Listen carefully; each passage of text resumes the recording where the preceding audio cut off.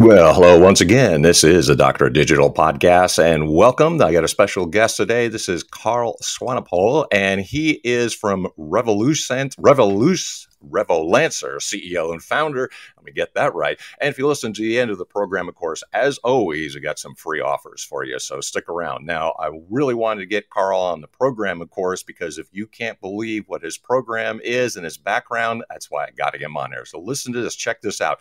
He is the founder and CEO, of course, and his platform helps independent professionals and freelancers barter their skills to build their service online. Now, if that's not the way to build a business, I don't know what is. So I wanted to get him on the program. And at 15, he was the youngest ever brand ambassador for Britain's largest business conference, the Business Show. And at 15, so why wait around? At 15, he also did his first exit at 15 years old. So got to get him on the program and wanted to make sure to welcome him. So Karl, thanks for coming on the program and taking some time out. How are you today? And tell us a little bit about your background. Yeah, it's my pleasure. Thanks for having me. So essentially I got into entrepreneurship at quite a young age.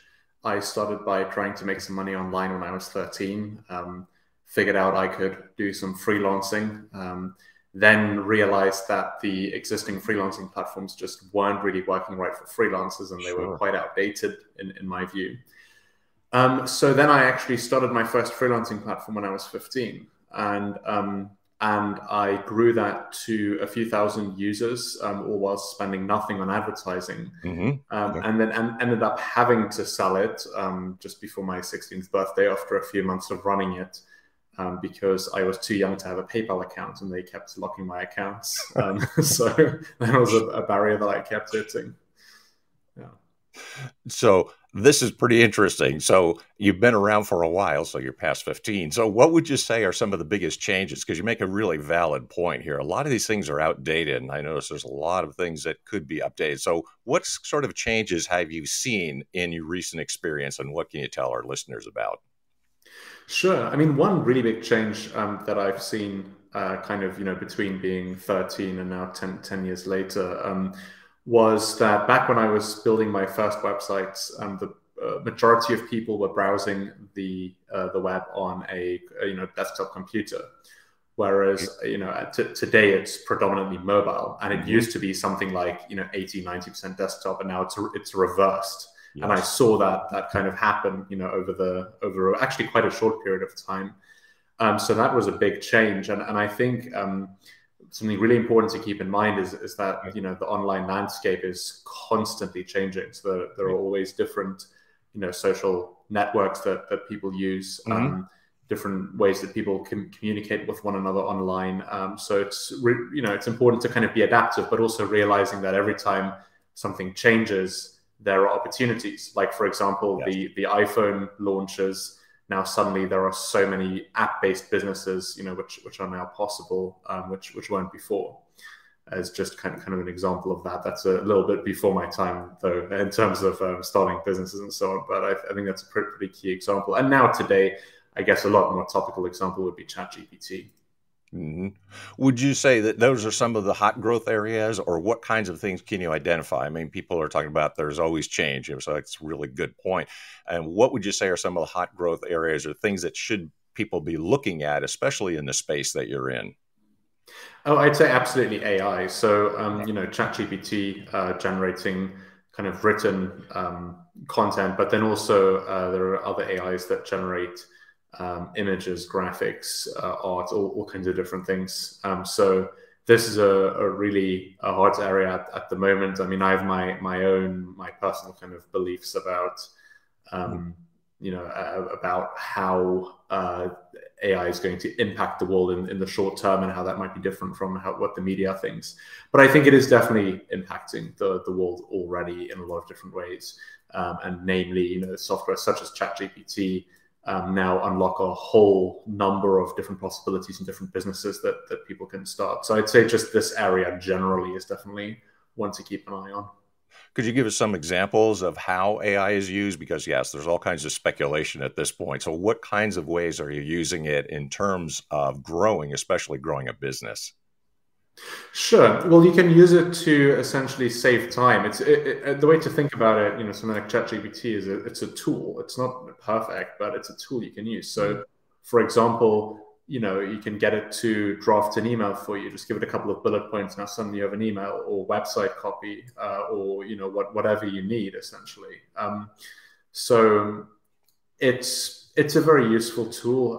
We use it every now and then at Revolancer, although I do think that, in a lot of cases, you kind of need an expert, because ChatGPT writes very confidently about topics, but it can also sometimes write things that are absolute nonsense. And if you don't know much about a topic, it can be harder to spot that.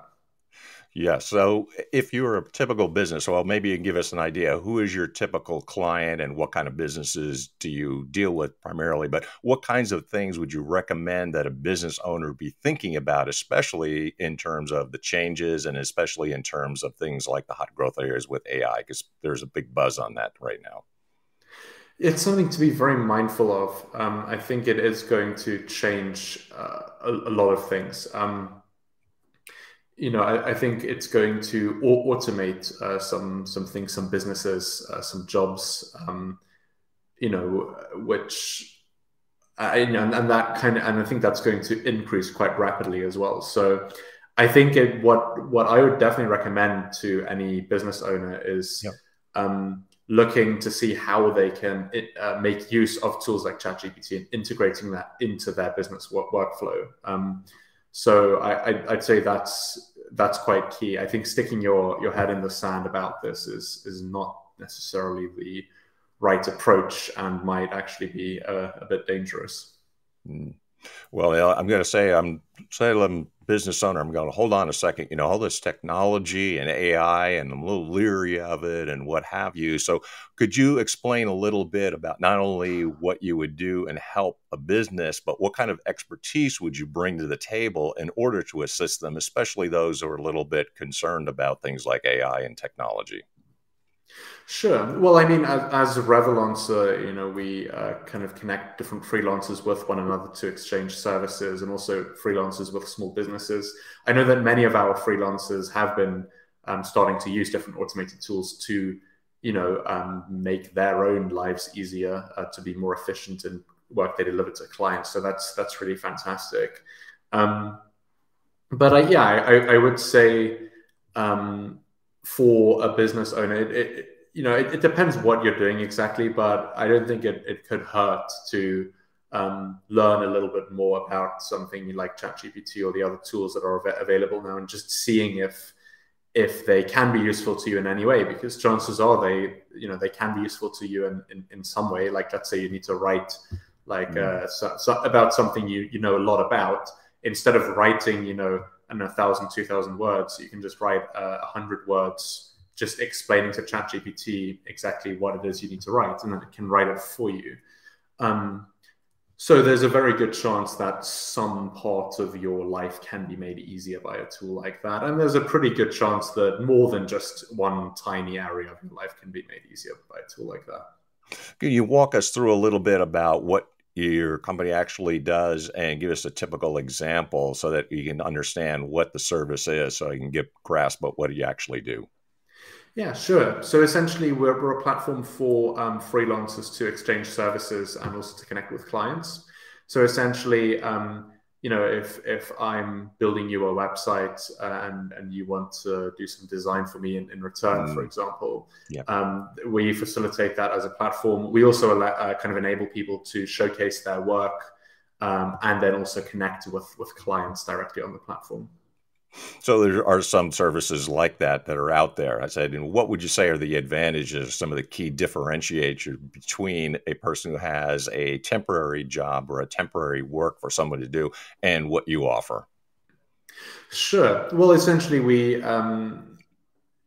it depends what people are looking for. So the freelancers on our platform will typically have a few different clients. So they won't kind of, work full time with one client. They'll have maybe 10, 50, however many, it varies, but have a number of different clients delivering individual projects on. And the real big advantage of doing that is it unlocks quite a lot of freedom, because essentially you know, even if it's just you are essentially running a small business, kind of a Yeah. small agency, and it means you can pick your own hours, you can choose where you want to work from. You know, there's a lot of kind of freedom and flexibility that comes with that kind of lifestyle, you know, which many people enjoy. And in fact, you know, the trend is definitely going this direction, because McKinsey predicts that by 2027, more than half of the US workforce will be freelancers. And already today, a third of the global workforce are freelancers. So it's a trend that's been scaling quite rapidly and will continue to do so. And just thinking aloud here, do you think that the pandemic had something to do with it? It seems like it, because it makes remote work that much easier, and it seems like people are embracing that concept more. Yes, absolutely. And I think very, very true point. The other thing is that the pandemic kind of made people, I think, be a bit more bold.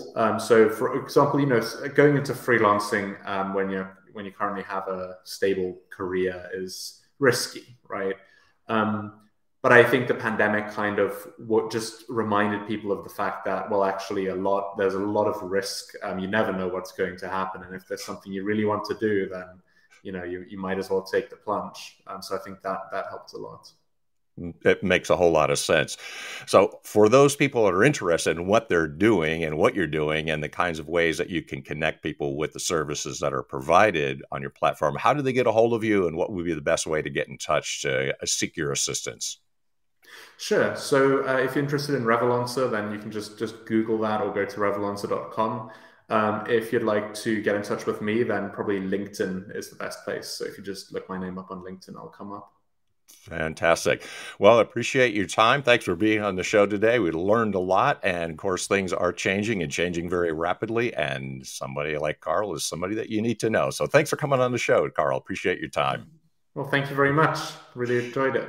You bet. And if you listen to the end of the program, of course, you get a free complimentary website analysis, and you just get in touch with me if you wanted to do that, and also do some custom software, anything related to the internet, because the slogan is, I simplify the internet. And if you have not picked up a copy of the novel, by all means, pick up that as well. Till next time, this is Dr. Digital signing off.